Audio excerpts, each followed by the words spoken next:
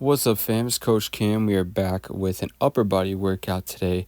Starting off with cable chest flies, but it's also kind of a press. So we'll call it cable chest press, right? So I actually added a lot of weight. Last time I had only 40 pounds in the stack. Took me like 3 minutes to hit failure. So I upped the weight to 70 pounds and I hit failure in about just under 2 minutes.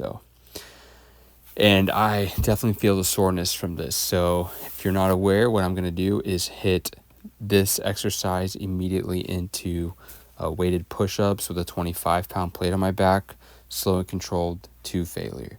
So doing that superset really takes the chest to a whole nother level of muscle failure, right? Which is the goal. The goal is to fatigue muscle fibers. And if you can do that in a more direct way, in a more efficient way, and safely, then that's something that's a sustainable practice. And as long as you are recovering enough, you should be able to make progress as you continue your training career. So finishing up this set here, actually, I'm not finishing up. I got about 40 more seconds. But you see in the bottom left corner, I have a little weight tree that I bought to put my plates on. Pumped about that.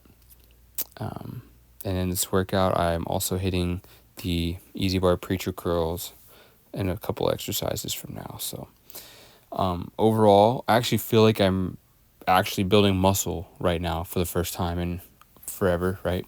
It feels good. I think just because Fire Academy, we let off the gas a little bit and I stopped actively trying to cut. I'm just eating normal or good and trying to get as good sleep, stuff like that. So I feel like it's working. And I think also training my arms once a week instead of once every other week has been helpful as well. So like I'm saying, I want to train a little more frequently than I have been and do kind of shorter workouts but more frequent. But I'm going to have to wait till a little bit later in the summer probably before I can start that completely. But anyway, straight into push-ups here. This definitely brings the chest and shoulders into the exercise and just takes the chest to a whole nother level of fatigue, which is my goal here. So just trying something new, you know. I preach the one set thing, and I do believe that one set works when you have really good equipment, really good exercise selection that biases the muscles perfectly. But, you know, in the real world, that's really not most exercises or most machines or most equipment.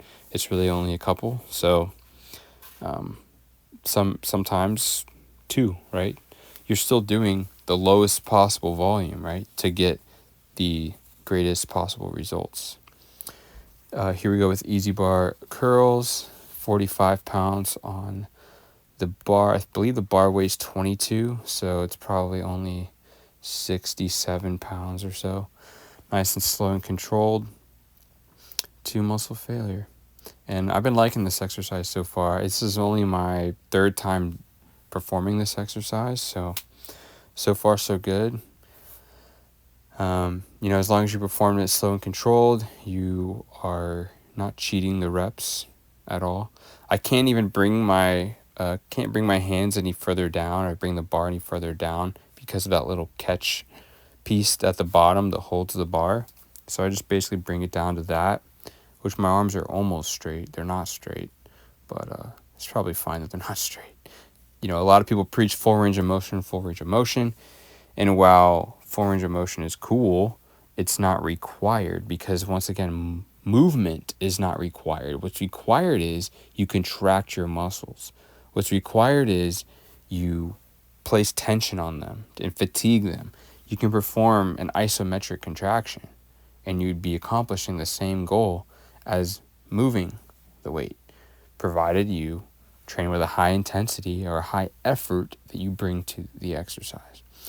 So after the curls, I go into chin-ups here. The idea is just to put a little bit more stress onto the biceps. And obviously you have the assistance of like a dozen back muscles to help you perform chin-ups. Actually progressed on this as well from last time, so excited about that. I don't know that I made progress until later. So that's why I film my workouts.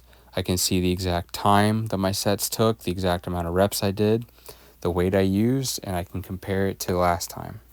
So when it comes to training, making progress, or training frequency, how often you should train, a lot of people refer to it in terms of weeks. How many training sessions do you do per week? And, oh, you need to do more sessions per week, blah, blah, blah. Well, your body doesn't really know what a week is, okay? Your body, all it knows is the time from the last assault, right?